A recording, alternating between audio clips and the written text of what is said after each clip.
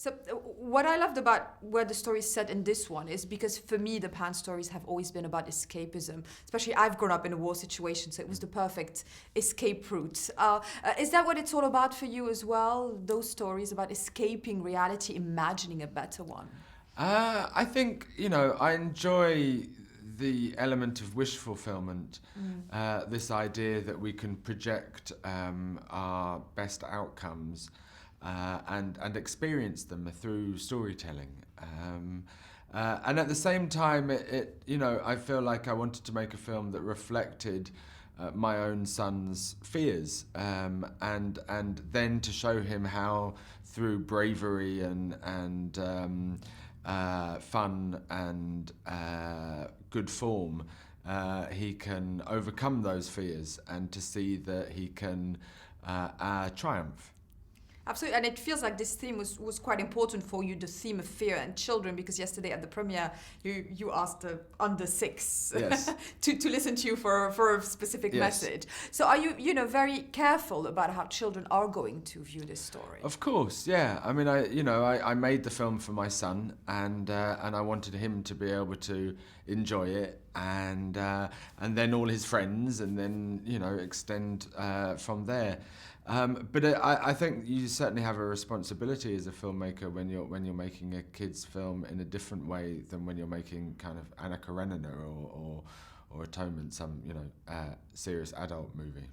Is it good for you that it's always different and eclectic, that every time the story is completely a different departure? Totally. And I kind of really enjoy the challenge, and also exploring different sides of my own nature and my own creativity. It's a film that's very much about Peter and his relationship with his mum, and I watched my son and his mother and their intense bond, and I really wanted to make a film that witnessed that relationship.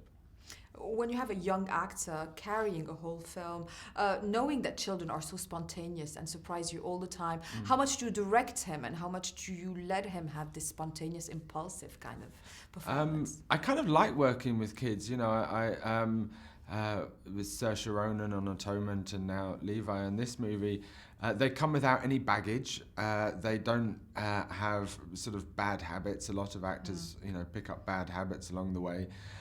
They're very open to direction, and so I try to be quite specific with them, really. It's interesting to direct Hugh Jackman as a baddie because he's so charismatic. It's difficult not to like him. So how much were you aware of that and the image that you have to portray with him on screen? Well, Peter Pan in England has always been a pantomime. And in pantomimes, there's this kind of relationship that especially the villains have with the audience. There's a sort of little wink to the audience that I'm doing terrible things, but it's okay because you know who I am, and I'm not really like that. And I think Hugh somehow manages to have that relationship on film, which is very rare, really. So I think that's important because although he's a terrifying villain, at the same time we kind of know that it's Hugh, and we kind of know that he's a good guy.